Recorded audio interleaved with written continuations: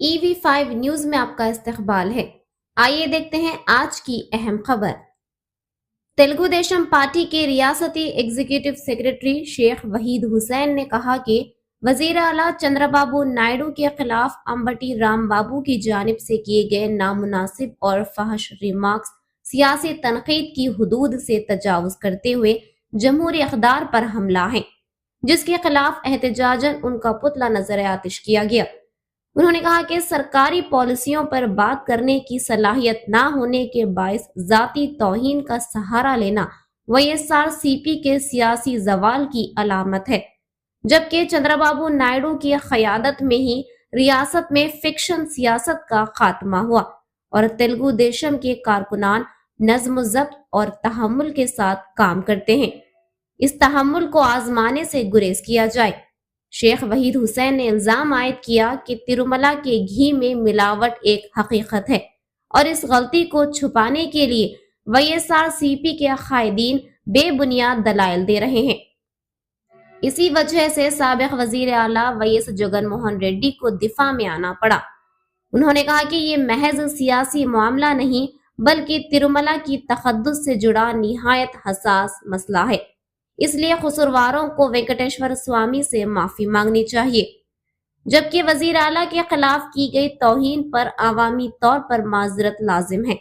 उन्होंने खबरदार किया कि आइंदा किसी भी रहनुमा की जानिब से गलत बयानी पर कारकुनान खुद जवाब देंगे और अगर अंबटी रामबाबू ने ऐसे बयानात दोहराए तो तेलुगु देशम पार्टी मुनासिब अंदाज में जवाब देगी, क्योंकि गाली गलूच की सियासत से हक़ाइक़ छुपाए नहीं जा सकते और आवाम सब कुछ देख रही है।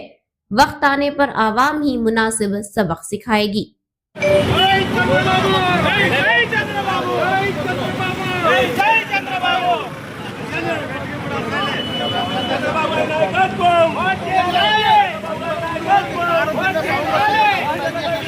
అనుచిత వ్యాఖ్యలు మన గౌరవ చంద్రబాబు నాయుడు గారి మీద ఏదైతే మాట్లాడాడో ఇది ప్రతి ఒక్క రాష్ట్ర ప్రజలు ప్రతి ఒక్కరూ దీన్ని ఖండిస్తున్నారు, తీవ్రంగా ఖండిస్తున్నారు.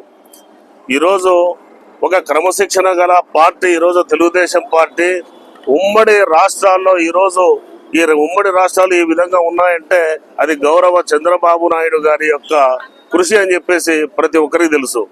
ఈరోజు చంద్రబాబు నాయుడు గారు కేవలం ఒక రాష్ట్రానికే కాకుండా ఈరోజు ఒక దేశంలో ఒక ప్రపంచ స్థాయిలో ఆయనకు ఒక గుర్తింపు ఉన్న వ్యక్తిని ఈరోజు 3 బొట్ల కూడా చెల్లని, నెత్తి మీద రూపాయి పెడితే పావలా కూడా చెల్లని ఈ రాంబాబు ఈరోజు అనుచిత వ్యాఖ్యలు చంద్రబాబు నాయుడు గారు ఆయన మీద చేయటము చాలా దురదృష్టకరమైన విషయం. ఇది ప్రతి ఒక్కరు కూడా ఖండించాలి.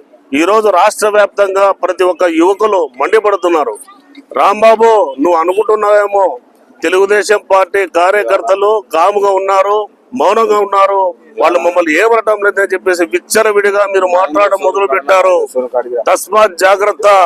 తెలుగుదేశం పార్టీ కార్యకర్తలు, క్రమశిక్షణ గల కార్యకర్తలు ఈ రోజు వరకు కూడా ఇంతవరకు కూడా నిన్న సంఘటన జరిగిన తర్వాత మేము చాలా సార్లు సంప్రదించాం. మా పార్టీ అధినేతలతోటి, మా పార్టీ రాష్ట్ర నాయకులతో అందరితో మేము మాట్లాడాం. సార్, మా కడుపులో బాధ ఉంది, మేము ఏదో ఒకటి నిరసన కార్యక్రమం చేపడతామంటే మా పార్టీ నుంచి ఒక ఆదేశం రాలేదు అంటే మా తెలుగుదేశం పార్టీ యొక్క చిత్తశుద్ధి మీరు గమనించాలి.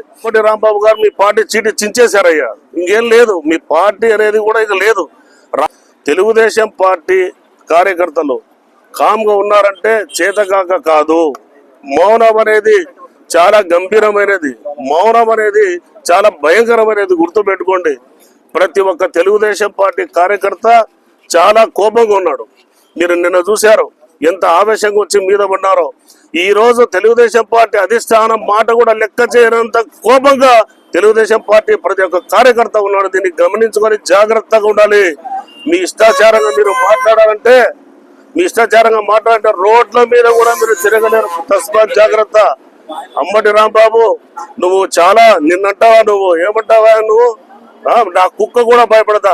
నీ కుక్కలు 2 ఉచ్చబోసుకుంటున్నాయి. నీ కుక్కలు నిన్ను అరెస్ట్ చేసిన తర్వాత 2 కుక్కలు ఉచ్చలు పోసుకుంటానే పోయి చూడిపోయి నిన్న కుక్కలు కూడా భయపడమని చెప్పి అంటావా? నీకంత అహంకారమా?